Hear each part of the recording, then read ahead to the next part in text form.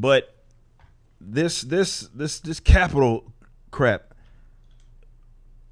I have already done videos on it. I don't know about everybody else. I can't speak for you guys and the other commentators that you follow. But what I'm about to bring up, I've already talked about. It's just the media kind of buried it.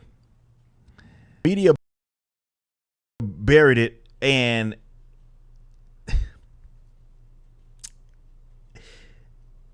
it's one of those things that if you look at it from the standpoint of people within, I don't know, it's not just America. It's not an American, I guess it's not unique to America, but if you look at the CNNs of the world and you look at, let's say, the MSNBCs, the ABCs, the NBCs, whatever, the BCs and the BSs, you look at every last one of those.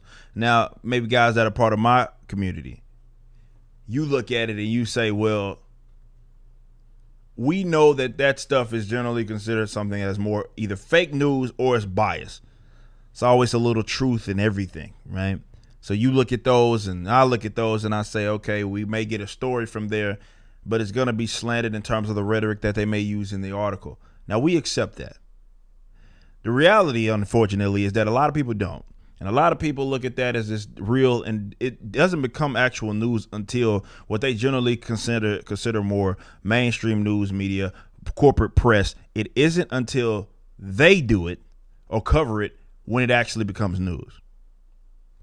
So as you guys know, the medical examiner and basically people are covering it now. When it came to Brian Sicknick, the cop that was killed during what they said was killed during the whole Capitol riot, capital C's, the coup, the insurrection with grandmas and dude bros. But that instance, they said, and one of the leading talking points was a lie. And the lie was that this Sicknick was beat to death with a fire extinguisher. You saw this covered basically all across the corporate press. Okay? Here's the thing. That wasn't a lie just now. So what you're seeing is, of course, the medical examiners, and also I believe the Capitol Police, I don't know what it is.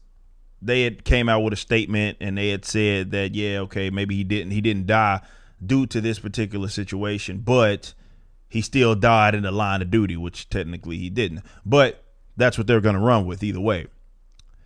But the thing that's most important to mention when it comes to this story, that now that people are covering it, we got the receipts. We were talking about it when it happened, because when I was looking into this, I was like, so we got all these cameras and everything, and nobody caught this man getting beat to death with the fire extinguisher? That's iffy. And the family was like, as that narrative kind of gained legs, you probably heard every single blue check mark, all these weirdos, even the ones, hell, not even, especially the ones that were like ACAB, right? They hate the cops, and then all of a sudden, oh my God, this Capitol policeman, oh my goodness. How could they kill that poor man? Again, they take whatever position is socially or rather politically expedient at the time. So ACAB is just something they talk at the side of their mouth. Nonetheless, they act so distraught over Mr. Brian Sicknick being beat to death with a fire extinguisher. But the family, if you kind of look at the buried news articles, family was like, hey guys, we don't have evidence that this actually happened. And then I don't know, it was a month ago, it was a minute ago, when I did the video, when they found out that there was no proof of, there was actually none. There was no blunt force trauma, which was what you would have had to have if you was literally beat to death, which is the exact rhetoric that they used. They say he was beat to death with a fire extinguisher. And if you go look at, it was obviously no blunt force trauma that proved that. So only thing that got confirmed today was what we already knew. And now they're saying what his death is, because they didn't know. Well, we know that wasn't his death. What is it? He had a stroke after the fucking fact. After the fact. He had a stroke after the fact, bro. After the fact. He had two of them, if I'm not mistaken. But he had a stroke that killed him after the fact. It was a day after this. So if you are actually collecting all of these narratives, and you actually, you've been paying attention to what's actually going down. But if you've collected all of what's going on so far, as far as actually killed in terms of there, it looks like we only have one person that died there, like as a result, let's say, of someone else's actions as pertaining to the riot. Not after the fact. Not someone having a stroke or committing suicide. I'm talking there. One. And that was the person that was killed by the Capitol. I don't know if it's a policeman or Capitol staffman or whatever it was. And that was Ashley Babbitt. That's it. So wait. So you mean to tell me all of the stories that were surrounding all of this pertaining to people died? How many headlines did you see by way of the corporate press? 5, 6 people, 7 people dead, however, whatever the number was that resulted in the riot. And it simply turned out to be one. And not one as in one of them killed like a Capitol policeman, someone on staff, one of the Congress women or the men. No, it was the police, that Capitol policeman that shot Ashley Babbitt. That's it. That's all we have. So the man that story got buried, I don't know if maybe some of y'all might have missed it. I don't know if you guys were familiar. There was a case not too long ago where a man drove drove his car and literally killed a police officer, a Capitol policeman at the Capitol building. That got buried because maybe his skin tone was a little closer to mine. But neither here nor there. That story got buried. All I'm pointing that out is that one lone man killed more police officers, Capitol police officers, than that whole January 6th riot. I'm just giving you the facts. You can be mad at me for bringing it up, but I'm just giving you the facts. That's just what happened. That's just what happened.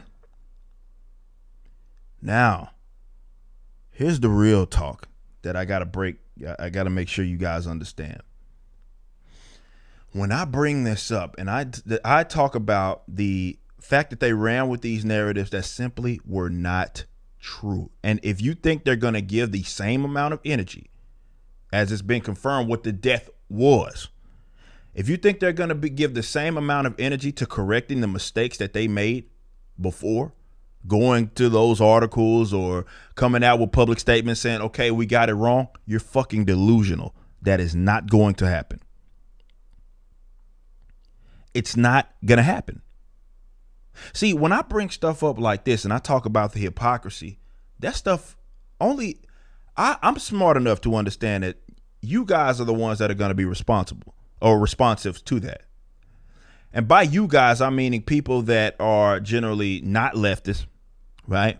And aren't insane, right? Or not just insane, controlled by your emotions.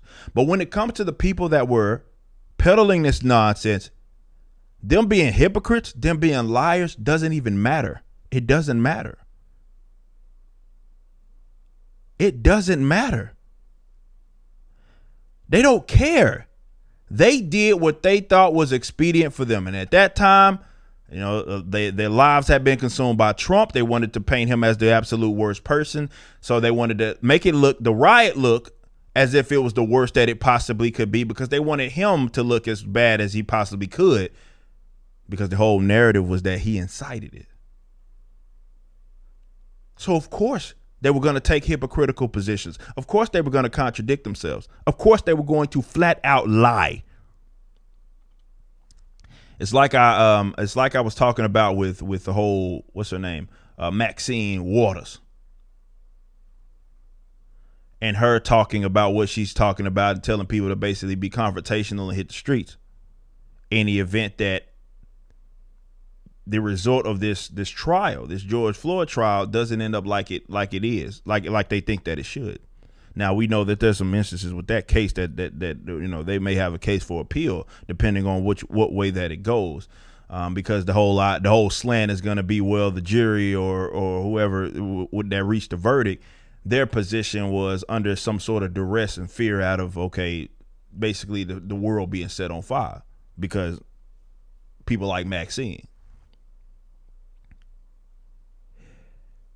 And it's like the reason why I bring that up, because it's the same situation.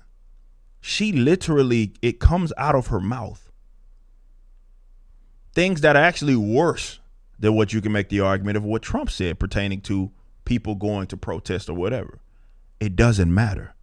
So you may be looking at, you may be one of those guys saying, how does she get to say some shit like that and go virtually not holding her accountable? There's no punishment. There's no threat of impeachment. There's none of that stuff. Why do you think that is? Well, it's because the game's rigged, guys.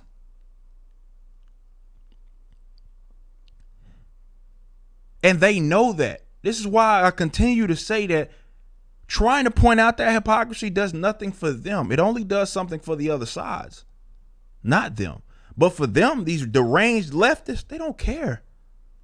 Whatever is politically expedient or socially expedient at the time is the position that they're going to take. It doesn't matter if they're hypocrites to them. It doesn't matter if they contradict themselves yesterday. That doesn't matter. They can be as hypocritical as they want. And because this is my criticism of people that are on the other side, they are so hell bent on saving what exists, definitely from a governmental structure. The only people that benefit from that are the leftists. They know they can rig the game in their behalf, and they know you're going to ensure their power structure. This is why the only question, or rather the only answer to this question, as you see this hypocrisy, as you see them just flat out run with another provable, irrefutable lie, the only solution is decentralization. The only solution is pulling a rug out from these power-hungry asshats. It's not from shifting money around. It's not from trying to get the right people there. No, it has to be abolished. Some of y'all don't like to hear terms like that, but it's the reality of the situation. You are playing a rigged game. This is just yet another example of it. You just watched a clip from my podcast, For Canon's Sake. Catch us live at 12 p.m. throughout the week over at youtube.com/YoungRipper59 and follow us over at odyssey.com/@YoungRipper59. If you want to watch the entire video cast after the show is over, just be sure to become a member on the YouTube channel. Of course, the full audio portion of the podcast is available for free on all major digital platforms, or just visit forcanonsake.com.